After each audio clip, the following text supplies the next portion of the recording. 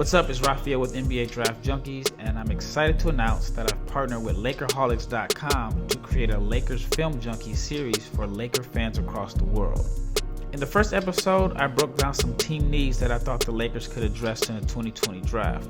In the first episode, the two areas that I covered as far as team needs were looking for a playmaker and additional floor spacer to complement LeBron and Anthony Davis.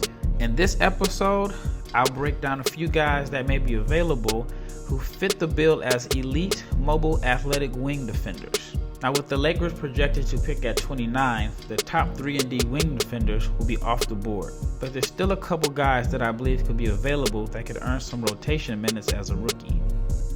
Mississippi State's Robert Woodard is the best in my opinion. He's listed at 6'7", 230 pounds with a reported 7'1" wingspan. On the defensive end of the floor, he has the body type, athleticism, and toughness to defend multiple positions and could rotate between the 3 and the 4 spot.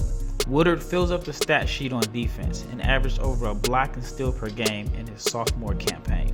Offensively, he projects to be a floor spacer and ball mover. If he can continue to improve his outside shooting, he has a chance to be the type of role player that complements a high-usage star like LeBron James. Woodard only shot 27% from deep as a freshman, but improved to 42.9% as a sophomore. He only attempted 2.3 threes per game, so it's not a great sample size, but the potential is there for him to become a respectable floor spacer. Started to get those keys, he finally got them after earning the trust of South Carolina's head coach. A do out to Carter. Can find a Woodard. There it is, some good offense. My next choice would be Tyler Bey from Colorado. Bey is a bouncy and high-energy guy that plays bigger than his 6'7", 218-pound frame. In my opinion, he's more of a 4 than a 3, but he projects to be a multi-positional defender in the NBA. He may not be the ideal fit because he has a ways to go before he's considered a 3-and-D guy. But he shot over 41% from 3, but only on 31 attempts in his junior season. Overall, in his college career, he only attempted 59 shots from deep, but made improvements each season. Defensively, he also fills up the stat sheet like Woodard and averaged 1.2 blocks and 1.5 steals per game this past season. He's also an excellent rebounder on both ends of the floor.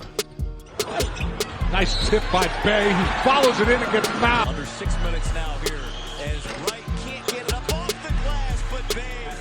By the gold jersey. Seaworth's got to shoot it. He does. And Bey dunks it in. Right now, he's more of a P&D than 3-and-D, and the P stands for potential. He shot 78% from the foul line as a sophomore and 74% as a junior. So if you're looking for free throw shooting as an indication of a player's projection as a three-point shooter, the numbers are promising. Bey also shot 44% on jump shots, 45% on catch and shoot opportunities.